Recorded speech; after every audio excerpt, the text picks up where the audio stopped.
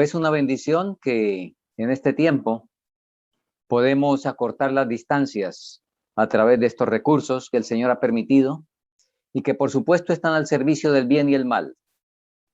Nosotros debemos usar todas las herramientas que sean necesarias y que sean benéficas para el bien. Así de que me alegra mucho, aprecio la oportunidad y queremos entonces dirigir nuestro pensamiento a algo que indudablemente es capital, que es un asunto excepcionalmente importante.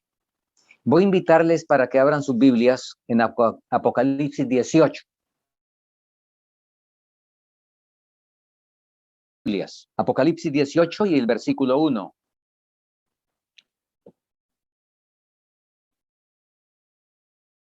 Después de estas cosas, vi otro ángel descender del cielo, teniendo gran poder, y la tierra fue alumbrada de su gloria. Nosotros conocemos muy bien de quién se trata este ángel.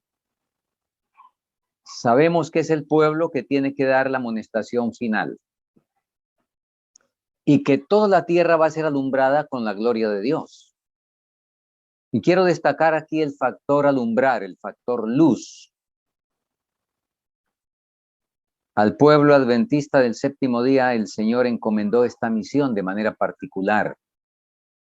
Este es el mensaje final donde ustedes saben muy bien. Este cuarto ángel, que sencillamente es alguien que da fuerza al mensaje del tercero o de los tres ángeles, no es una estructura nueva, no es una situación nueva, sino es el realce y el verdadero contenido práctico, concreto y vivencial del mensaje, en el cual se ha sencillamente andado en la teoría, pero que ha faltado el entronizarlos en lo más íntimo de los seres humanos, de las personas, de nosotros, los creyentes. Muy bien, pero este pasaje lo usamos para indicar qué cosa, qué evento, la lluvia tardía, el derramamiento del Espíritu Santo en su plenitud, porque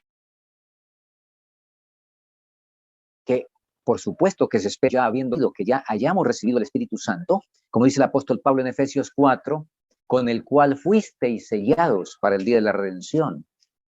Ese sello inicial del nuevo nacimiento que coloca el Espíritu Santo, se espera que todos lo hayamos tenido.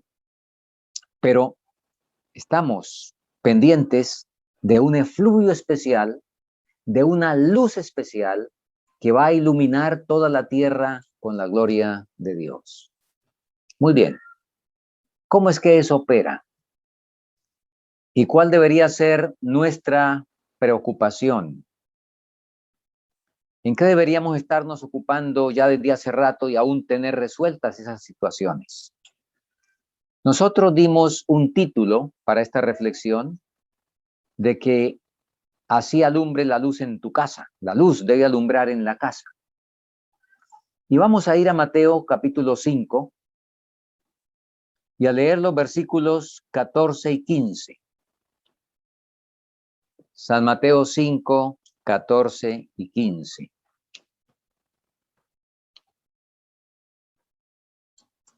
Vosotros sois la luz del mundo. Una ciudad asentada sobre un monte no se puede esconder. Ni se enciende un candil y se pone debajo del almud, sino sobre el candelero, y alumbra a todos los que están en casa. Déjenme repasar algo del Sermón del Monte. Ustedes recuerdan, y vamos a contextualizar este pasaje. Ustedes recuerdan que el Sermón del Monte fue dado especialmente a los 12 a oído de una gran multitud. Esos 12 acababan de ser ordenados y llamados, escogidos, separados para el ministerio. Y ahora Jesús se dirige especialmente a ellos, porque todavía estaban en el proceso donde, aunque habían dejado redes y otras cosas, sin embargo, no habían llegado al punto de la entera entrega al Señor incondicional. El corazón no había sido dado, si habían quizá dado redes, si habían dado otras cosas, pero el corazón todavía no se había dado completamente. Muy bien. Ahora, Jesús explica en el Sermón del Monte las características que deben cubrir los que serán ciudadanos de su reino. Y rápidamente comento, el Sermón del Monte tiene dos partes bien claras. Una corta, 5:1 al 12. Eso es el ser. Y de ahí en adelante, el hacer. Muy interesante. A través del tiempo, mucha gente ha querido hacer lo que dice el Sermón del Monte con el fracaso rotundo, porque si no se es, el hacer del Sermón del Monte no es difícil sin ser. Es imposible. Hay que primero ser para después poder ejecutar a satisfacción. Ejecutar de cualquier manera, pues con una forma de piedad y eso cualquiera lo hace, pero a satisfacción, como dice el Sermón del Monte. Muy bien. Ahora, la hermana White y los que tienen la Biblia comentada por la hermana White, ella nos dice, comentando Mateo 5:1 al 12, que son las bienaventuranzas, dice lo siguiente: un estudio del maravilloso Sermón del Monte de Cristo enseñará al creyente cuáles deben ser las características de aquellos a quienes el Señor llama bienaventurados. Agradezco al Señor porque se dan instrucciones tan claras a los creyentes. Si no tuviéramos otras instrucciones fuera de las que están contenidas en estas pocas palabras, sería suficiente para que nadie quedara confundido. Suficiente Mateo 5:1 al 12 para salvarse. Pero el Señor en su bondad extiende la explicación. Muy bien. Ahora, después del ser, el Señor dice cuál es el objetivo del ser, con dos ilustraciones en un orden que no debemos alterar. No debemos aquí aplicar la ley conmutativa de las matemáticas. El orden de los factores no altera el producto. Aquí no lo debemos alterar. En el Sermón del Monte, en este orden, y no leí una primera cosa que la voy a leer ahora. Versículo 13. Vosotros sois la sal de la tierra, pero si la sal perdiere su sabor, ¿con qué será salada? No sirve más para nada, sino para ser echada fuera y hollada por los hombres. Y luego, los versículos que ya leímos de la luz. Muy bien. Ustedes notan, y comenté que este orden debe respetarse, porque si recordamos las funciones de la sal, ¿cuáles son las dos, qué diríamos, funciones características de la sal? En el uso regular, ¿para qué es la sal? Dar sabor. ¿Y qué más? Conservar. Ahora, es interesante y no sé cómo será en Chile y por allá en esos lugares del sur, pero aquí en Colombia, en diferentes lugares del campo se usa mucho como parte cultural el secar la carne, comer carne seca, que se seca sencillamente al sol, pero siendo cuidadosamente salada, donde hay que laminarla para que la sal entre en el mayor contacto posible. No se puede coger el producto que se va a preservar y colocarlo aquí y a ponerle al lado la sal. No, tiene que meterse, tiene que incorporarse, tiene que introducirse lo más adentro que se pueda y en la mayor extensión, en la mayor superficie que se pueda. Vosotros sois la sal, dijo primero Jesús. La sal no tiene los efectos de la luz, hablando físicamente. La sal afecta lo que toca. La luz se enciende y se proyecta. Entonces, Interesante. Primero, hay que ser sal. Si se quiere que la luz vaya y alumbre fuera de la casa. Interesante que Jesús, si bien la luz, y ustedes lo saben, en una noche oscura, una pequeña luz en las cordilleras, por ejemplo, los que vivimos entre las montañas, una luz perfectamente se ve de un monte a otro con un valle de por medio. Una pequeña luz se ve perfecto, aún a varios kilómetros, en medio de la oscuridad. Pero Jesús, nótese que por supuesto habló de la luz del mundo, pero dio un orden. A mí me llama mucho eso la atención. Vosotros sois la luz del mundo. Vosotros debéis cumplir Apocalipsis 18. El mundo debe ser iluminado con la gloria. Pero, un momento, hay un orden. Enciéndala y ponga sobre el candelero para que alumbre a quienes. A los que están ¿dónde? En la otra ciudad, en el barrio, en la vecindad, y alumbra a todos los que están en casa. Por si acaso nos quedó dudas con la ilustración de la sal, de la cual, en primer lugar, debemos ser sal. Y esa sal, llevado al aspecto físico, y en este momento voy a hacer material, voy a hacer la ilustración física materialista. La sal preserva y da sabor a lo que toca, lo que toca. Nosotros tenemos permiso para tocarnos con la esposa y con los hijos.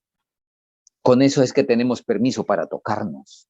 Entonces, con eso es que hay que, en primer lugar, ser sal, antes de pretender ser luz. Pero cuando de ser sal pasemos a ser luz, lo cual en algunos respectos es una y la misma cosa. Sin embargo, cuando pasemos a ser luz, en primer lugar, tenemos que seguir, por supuesto, siendo sal y ser luz para alumbrar a los que están en la casa. Bueno, un servidor es de cuna adventista, como dicen por allá en Sudamérica, en Bolivia, dicen los que estamos de salida, ya algunos estamos de salida, creo que soy contemporáneo, algo así, del hermano Waldo. ¿Ah? Bien, nací adventista, en cuna adventista. Y he escuchado no sé cuántas veces de la lluvia tardía y de Apocalipsis 18. Y oramos y hacemos semanas de oración por el Espíritu Santo y para la lluvia tardía. ¿Y cuándo llegará el ángel de Apocalipsis 18? Y resulta que queremos dar un salto que es absolutamente contrario y nunca se va a producir, a menos que practiquemos el sermón del monte y sigamos el orden que Jesús dijo. Ser luz primero para que alumbre esa luz a todos los que están en la casa. Mi reflexión esta tarde, en esta hora, es muy sencilla, es eso nomás. Pero queremos hablar de manera muy práctica. Y voy a compartir justamente en esa dirección. Voy a compartir dos pensamientos inspirados. El primero está en la matutina No temáis manada pequeña, tomada esta lectura de la revista Señales de los Tiempos, del 6 de octubre de 1887, un año antes del 88. Y la hermana White escribió lo siguiente: ¿comprenden, mis hermanos y hermanas, que ustedes son la luz del mundo? A través de sus palabras y su conducta en el hogar, dejan una luminosa huella en dirección al cielo. ¿Qué significa ser la luz del mundo? Es tener a Dios como nuestro guía, tener la compañía de los santos ángeles y reflejar a otros la luz que brilla desde arriba sobre nosotros. Pero si no ejercemos la cortesía cristiana, la paciencia, y el amor en nuestras familias, Dios y los santos ángeles se alejan entristecidos y en lugar de ser la luz del mundo, somos cuerpos de oscuridad. De tener en todo momento el control sobre nosotros mismos. Si un apreciado amigo, cuya buena opinión deseaste grandemente, entrara en tu casa, no debería encontrarte preocupado y disgustado. Por el contrario, controlarías tus palabras y acciones y buscarías en todos los sentidos conducirte de tal forma para ganar su respeto y confianza. ¿De quién está hablando aquí? De un amigo. Alguien extraño o distinto de la familia. ¿Cómo nos dirigimos a él? ¿Cómo nos comportamos con él? Ahora sigue diciendo, debemos tener más cuidado en la presencia de prácticamente un desconocido que en la presencia de aquellos que son estimados por nosotros a través de lazos familiares o en la presencia de Jesús y los ángeles celestiales. Nótese la pregunta. Esta es una pregunta retórica. ¿Acaso es que debemos tener más cuidado con la presencia con la presencia de aquellos que son estimados por nosotros a través de lazos familiares? Esa pregunta en sí trae una respuesta contundente. No, ese no es el orden. Sin embargo, hermanos, ¿cuál es la realidad? ¿Cómo tratamos nosotros al jefe de trabajo? Si el jefe de trabajo nos hace una observación y de pronto hasta se incomoda un poco con nosotros y nos da una orden un poquito así que notamos que está como molesto, ¿cómo lo tratamos nosotros? Y si nosotros nos molesta algo, si se lo decimos al jefe de trabajo, ¿cómo se lo decimos?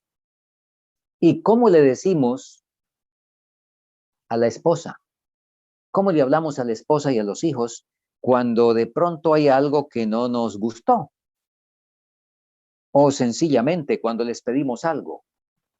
¿Con quién somos más corteses? ¿Con el jefe de trabajo, con el vecino o con la esposa y los hijos? En este caso, sobre todo, hago énfasis en la esposa, que es la persona que ha estado ahí con nosotros 10, 20, 40 años, sirviéndonos, asistiéndonos, socorriéndonos. ¿Con cuánto mayor cuidado deberíamos tratar a los que están en casa para que se cumpla la palabra? Y así alumbre vuestra luz. Y entonces, habiendo alumbrado en la casa, ahora tenemos autoridad, derecho e influencia para poder sacar por la ventana el bombillo y que lo vean a todas las distancias. Sigo leyendo porque aquí viene algo sumamente interesante.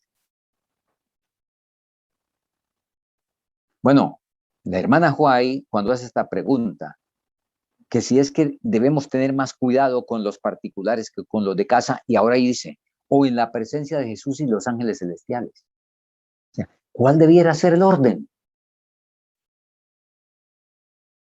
El sentido de la presencia del Señor en lo que voy a decir. El cuidar, ofender al Señor y a los ángeles. En segundo lugar, el cuidar de ofender a mi esposa y a mis hijos. Bueno, si con ellos tenemos cuidado, con los demás el cuidado es automático. Dice la hermana Huay que cuando trastocamos el orden y entonces si tenemos más cuidado con los de afuera que los de adentro, ella dice, Dios nos libre. Y ahora escuchen esto, escuchen por favor. Una señora vivió cierta vez con nuestra familia durante 9 años y durante todo este tiempo no escuchamos una palabra impaciente o una expresión ligera de sus labios. Óigame, qué testimonio, hermanos. Les digo, envidio ese testimonio. Cuánto quisiera que ese testimonio, no de 9 años, sino de más años, se diera de mí. Yo no sé si a usted le gusta que se diera un testimonio tal de ustedes, que usted haya vivido 9 años en la casa, porque es que ser amables y corteses con las visitas y en un fin de semana que alguien viene a nuestra casa, pues ahí podemos tener algo de dominio propio para conservar la imagen. Aquí en Colombia hay un proverbio que dice, si quiere conocer a alguien debe comerse un bulto de sal con él. ¿En cuánto tiempo se van a comer un bulto de sal? Para poder entonces conocer realmente una persona, porque antes de eso pues hay sencillamente poses, hay afectaciones, hay, diríamos, hipocresías. No está la conducta que continuamente existe. Extraordinario. 9 años. Y durante todo ese tiempo no escuchamos una palabra impaciente o una expresión ligera de los labios. Y sin embargo fue la persona más alegre que he visto en la vida. La suya no fue una vida de oscuridad y pesimismo, ni de liviandad y frivolidad. Al respecto, nuestras vidas deben ser como la suya. Claro que es un ejemplo en eso esa señora. Muy bien. ¿Cómo les parece que eso ocurriera en todos nuestros hogares? Bueno, de hecho, debe estar ocurriendo hace rato. Y si no, es nuestro deber postrarnos ante el Señor para suplicarle que eso ocurra en nuestra experiencia. Voy a compartir otra reflexión en esta misma dirección, que está en la matutina Nuestra elevada vocación, lectura del 17 de agosto. Y comenta el texto de Proverbios 16:32, que dice, mejor es el que tarda en airarse que el fuerte, y el que se enseñorea de su espíritu que el que toma una ciudad. Voy a leer el pensamiento y vamos a comentarlo. Dice así, ¿cómo se regocija Satanás cuando se le permite hacer que el alma se ponga al rojo blanco de enojo? Una mirada, un gesto, una entonación de la voz pueden tomarse y utilizarse como una flecha de Satanás para herir y envenenar el corazón que está abierto para recibirla. Aquí, en lo que acabamos de leer, yo leo que 1 más 1 son 2. ¿A qué me refiero? Alguien que se aira y un corazón que está abierto para responder y para recibir una flecha envenenada que salió de alguna boca apresurada. Y Satanás está detrás y dice, ¿cuánto se regocija? Luego sigue diciendo, la persona que da lugar al espíritu de enojo queda tan intoxicada como aquel que ha llevado el vaso a sus labios. Tremendo. En otras palabras, ¿cómo dicen ustedes? La persona que está embriagada, bueno, digamos embriagada, pero aquí dice intoxicada. El que da lugar al espíritu de enojo. Nos sigue mencionando y justamente va al Sermón del Monte, donde dice, la persona, Cristo considera el enojo como el asesinato. Las palabras apasionadas tienen sabor de muerte para muerte. El que las pronuncia no está cooperando con Dios para salvar a sus semejantes. En el cielo, Esta conducta perversa se coloca en la misma lista con el lenguaje soez. Mientras el odio permanezca en el alma, no habrá ni una partícula del amor de Dios en ella. Y vamos a mirar con cuidado lo que viene. Cuando sentís que surge el enojo en vosotros, aferraos firmemente a Jesús por fe. No pronunciéis una palabra. El peligro está en pronunciar una sola palabra cuando estáis enojados. ¿Cuántas palabras? ¿Cuántas no hay que pronunciar? Ninguna. ¿Por qué? Porque esto opera igual que cuando por algún derrumbe, por ejemplo, en una fuente que corre, la tapona, se hace una represa. Mientras no pase el primer chorrito de agua, la represa está contenida. Pero en el momento que la primera gota se abre paso, y ustedes saben cómo es el agua, cuando se abre paso la primera gota y se viene detrás un pequeño chorrito, ¿qué pasa inmediatamente? ¿Qué ocurre? Se destapó ese asunto. ¿Y qué pasa con lo que encuentra a su paso? Lo arrolla, lo acaba. Sencillamente lo acaba. Usted no puede decir que se va a esperar que la represa se destape para tener un buen baño. Tienes que correr porque lo que lleva es destrucción. Eso es lo que ocurre cuando se da paso a una palabra. Y ahora nos sigue explicando los detalles por qué. Aquel, dice, el peligro está en pronunciar una sola palabra cuando estáis enojados, porque a eso seguirá una andanada de expresiones coléricas. Aquel que da lugar. Y arriba nos dijo que estaba intoxicado como el que lleva el licor a los labios. En otras palabras nos dijo, está embriagado, está borracho. Y ahora nos dice, aquel que da lugar a la locura. Hablando palabras coléricas, da falso testimonio porque nunca es justo. Claro que sí. Claro que es cierto lo que el Señor dice, por supuesto. Cuando me enojo con mi esposa, le digo, es que tú nunca llegas a tiempo. Y resulta que en 20 años no ha llegado a tiempo unas 5 veces por diferentes circunstancias.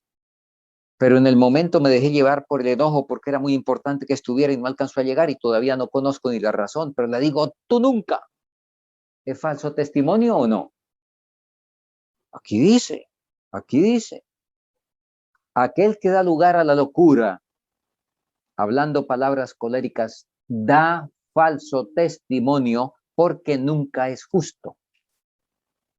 Y no vengamos a decir que no, está bien que yo me alteré un poco, pero bueno, yo le dije la verdad, yo le dije fue la verdad. Un momento. Si dejamos que el sentimiento nos poseyera, no dijimos la verdad. Espero que dice aquí, yo estoy leyendo.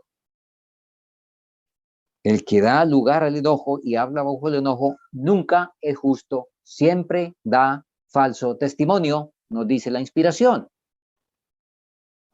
Exagera cada defecto que piensa que ve. Está demasiado ciego e irrazonable para ser convencido de su locura.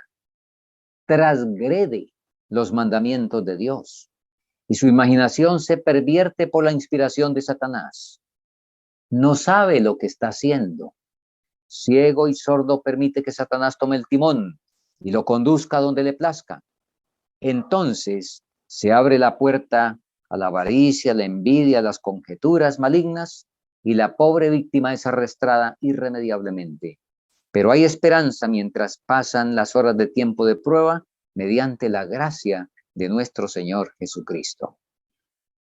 Procurad con diligencia que seáis hallados de Él sin mácula y sin reprensión, en paz. Esta es la norma para alcanzar la cual cada cristiano debiera luchar, no en su habilidad natural, sino a través de la gracia que Jesucristo ha concedido. Luchemos por dominar todo pecado y ser capaces de reprimir toda expresión impaciente e irritante. Muy bien.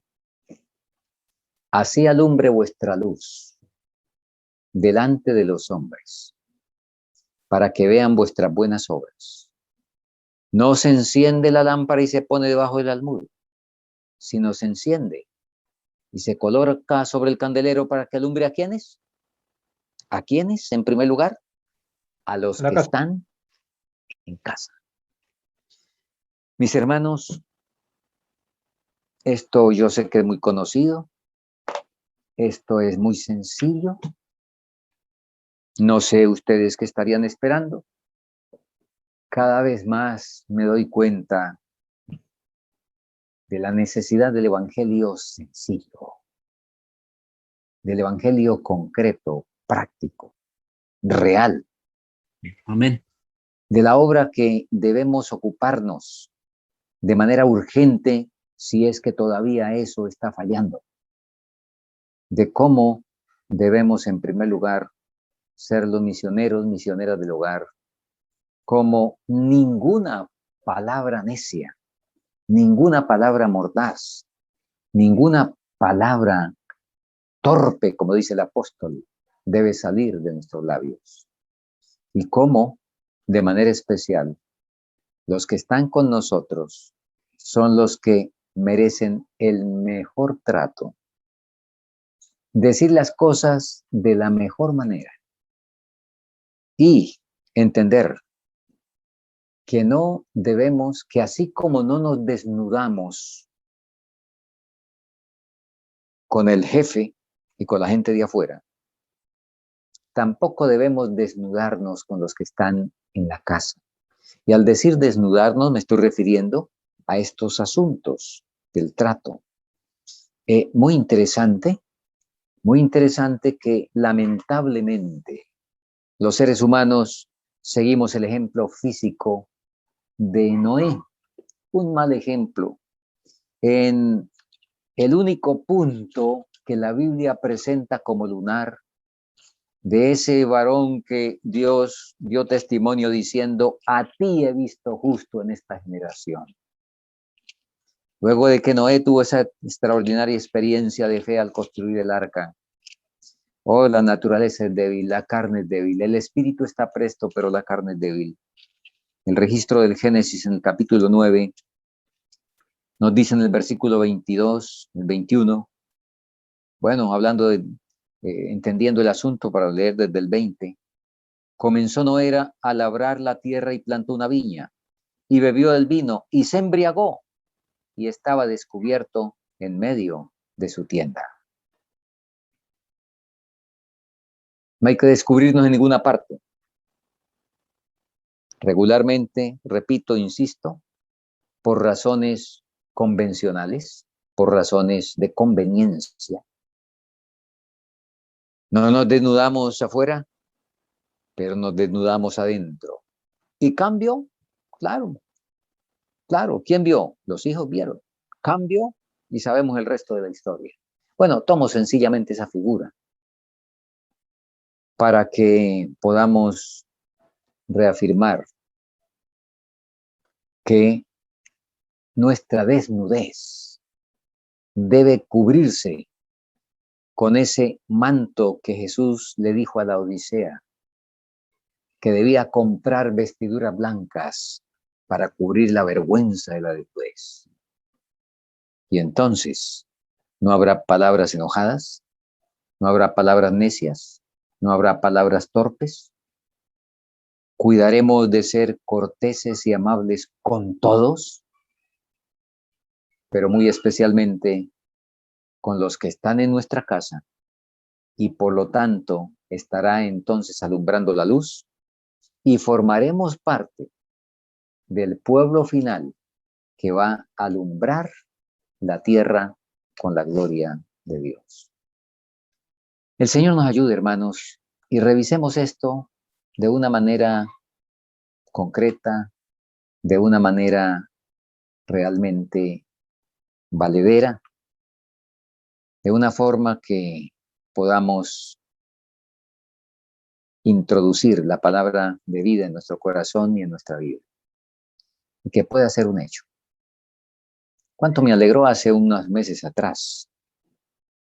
Una madre muy preocupada porque su familia caminara en los caminos del Señor, con la mejor intención había entrado en el plano legalista, sus órdenes no estaban acompañadas de cortesía, no eran pedidos corteses, en fin.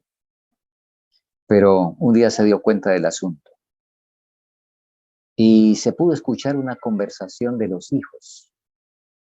El uno le decía al otro, no sabemos qué bicho le picó a mi mamá, porque ahora es muy distinta.